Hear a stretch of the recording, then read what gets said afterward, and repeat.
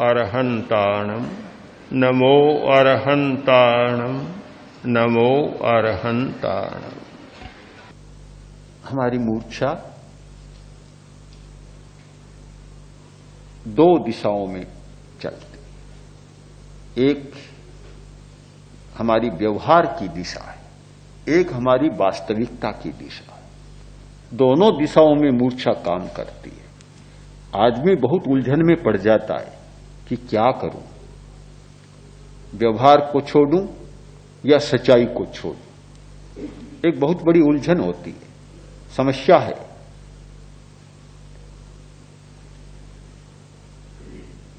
जैन आगम का एक प्रसंग है कि उद्रायण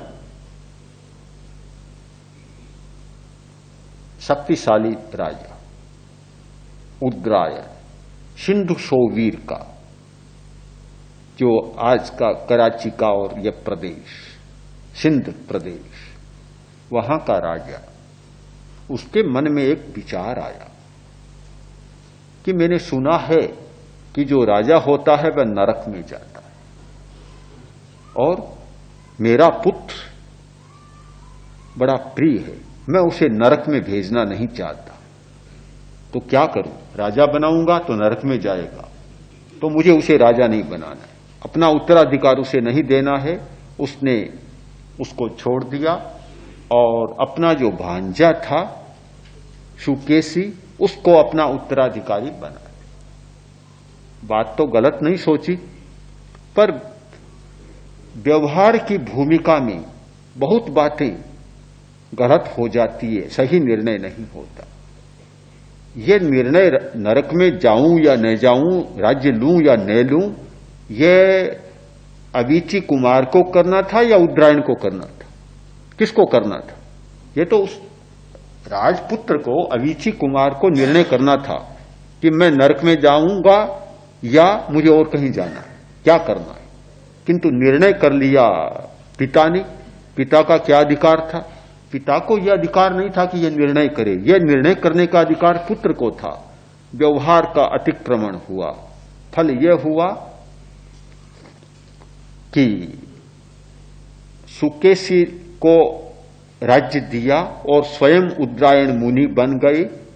मुनि बनकर जब वापस उस नगर में आते हैं तो राजा के मन में भी एक संदेह पैदा हो गया, पैदा कर दिया आसपास के वातावरण ने, लोगों ने, कि देखो तुम्हें राज्य दे तो दिया, पर अब मन विचलित हो गया, तुम्हारा राज्य छीनने को यह उद्रायण आ रहा। उसने नगर में घोषणा करवा दी कि उद्रायण को कोई स्थान देगा वह दंडित होगा। घोषणा कौन करा रहा है? वही भांजा जिसे मामा ने राज्य दिया था। मुनि बन जाने पर ऐसी घोषणा, इधर यह घोषणा होती है, उधर अवीची कुमार मन के में एक ऐसी प्रतिक्रिया, भयंकर प्रतिक्रिया पैदा हुई, भयंकर रोष पैदा हुआ कि मैं दुनिया के किसी भी व्यक्ति से मैत्री कर सकता हूं, पर उद्रायण से कभी मैत्री नहीं करूंगा। उद्रायण से नहीं, उद्रायण नाम के व्यक्ति से भी मैत्री नहीं करूंगा। यह क्या हुआ? यह है व्यवहार का अतिक्रमण। व्यवहार की सच्चाइयों को भी आदमी मानकर नहीं चलता तो समस्याएं पैदा होती, उलझन तो आती है। उलझन आती है कि लड़के को तैयार किया, संपदा सौंपी और लड़का आज सारी संपदा को हड़प रहा है। अब मांगूं तो किससे मांगूं, लड़ूं तो किससे लड़ूं? एक मन में विकल्प तो पैदा होगा, समस्या पैदा होगी, क्या करूं? भाई को तैयार किया और भाई आज सारी संपत्ति पर अधिकार कर रहा है, अब क्या करूं? लड़े तो किससे लड़े, मांगे तो किससे मांगे? ये सारी समस्याएं पैदा होती है। किंतु जो आदमी व्यवहार की सच्चाई को समझकर नहीं चलता तो ठीक वह अवीची कुमार वाली स्थिति पैदा कर देता है कि न इधर का रहता न उधर का रहता, न तो लड़के की नरक को टाला जा सका और न भांजे का भला किया जा सका, कुछ भी नहीं हो सकता। एक व्यवहार की समस्या, दूसरी है हमारी वास्तविक समस्या, निश्चय की समस्या। निश्चय की बात यह है कि मूर्छा जितनी है उतना ही दुख है, जितनी मूर्छा उतना दुख।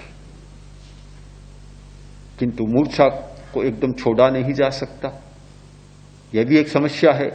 इतना गहरा संस्कार बना हुआ है, उसे एकदम निकाला नहीं जा सकता, उस संस्कार के चक्र को तोड़ा भी नहीं जा सकता। तो हम दोनों ओर की समस्याओं के साथ जी रहे हैं कि हमारे सामने व्यवहार में भी समस्या है और निश्चय में भी समस्या है, बाहर की भी समस्या है और भीतर की भी समस्या है। एक मार्ग है प्रेक्षा का,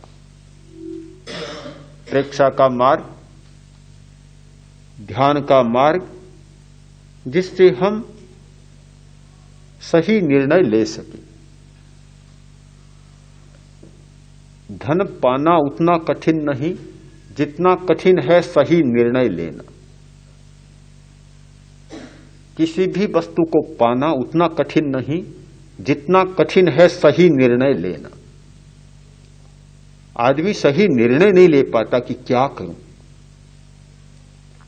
ऐसे लोगों को मैंने देखा है, जानता हूं कि भाई भाई में झगड़ा है, संपत्ति का झगड़ा है, किंतु उस झगड़े को कैसे निपटाए। 40 वर्ष हो गए, अभी सही निर्णय नहीं ले पाए। पूरा जीवन खप जाता है, सही निर्णय नहीं ले पाता। सही निर्णय लेने की क्षमता मूर्छा टूटने पर आती है। मूर्छा सही निर्णय लेने नहीं देती। दो बाधाएं हमारी, एक आवरण और एक मूर्छा। आवरण हमारे ज्ञान को रोकता है, ज्ञान होने नहीं देता। ज्ञान नहीं होने देता वह तो आवरण है, किंतु जानते हुए भी हम सही निर्णय नहीं ले पाते, यह आवरण का काम नहीं, यह मूर्छा का काम। आवरण से भी ज्यादा खतरनाक है मूर्छा, मोह, मोह की सघनता। आंख नहीं है, आदमी नहीं देख पाता, कोई बात नहीं, अंधा है नहीं देख पाएगा, किंतु आंख है, खुली है, खुली आंख होते हुए भी नहीं देख पाता। यह एक बड़ी विचित्र स्थिति होती है। आंख खुली होने पर भी नहीं देख पाता, देखता हुआ भी नहीं देख पाता। यह है मूर्छा। इस स्थिति को बदलने के लिए ध्यान का सहारा बहुत जरूरी।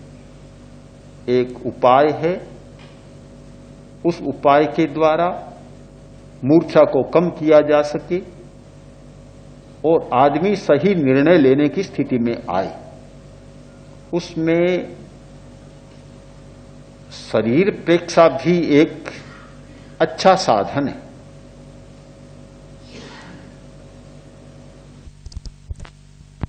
नाड़ी तंत्र और उसका एक भाग मस्तिष्क, उसके मल को दूर किया जा सकता है।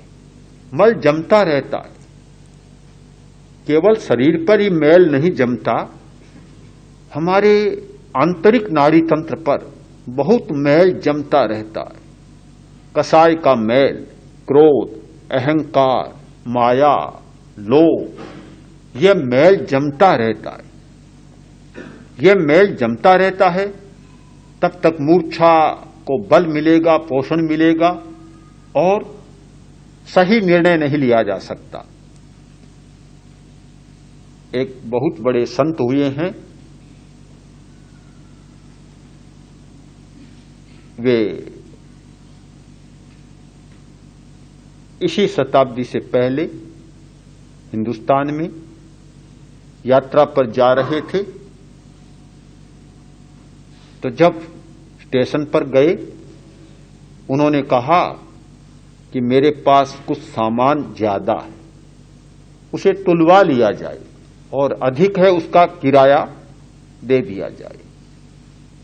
तो गार्ड पास में खड़ा था, उसने कहा आपको कोई जरूरत नहीं, वह उनका शिष्य था, भक्त था, आपको इसकी कोई जरूरत नहीं, मैं आपके साथ हूं, आपको क्या चिंता।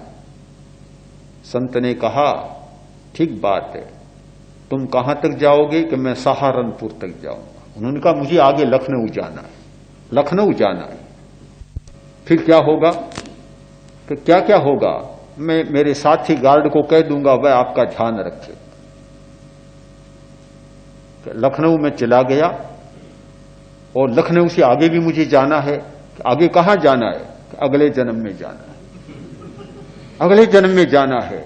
मैंने अधिक सामान का किराया नहीं चुकाया, उसका बोझ मेरे सिर पर रहेगा, वहां कौन चुकाएगा तुम बताओ।